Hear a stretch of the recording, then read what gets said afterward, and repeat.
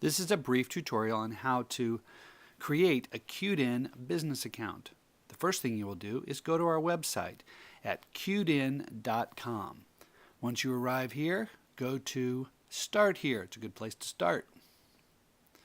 You're going to click the employer account, and you will see that there's opportunities there to create an account or log in. If you've already created an account, you can click Log In. But to create an account, you would select Create an Account. And you come to this page. You complete this information and then hit Sign Up Now. Once you submit your subscription, you will see this screen. This reminds you to check your email for a verification email. It may be in your inbox, but it also could go to spam, so please make sure you check that as well.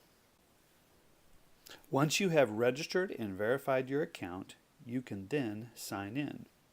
You can sign in on our webpage at qden.com through this app portal, or you can also log in to app.qden.com. Be sure to bookmark that location for future reference.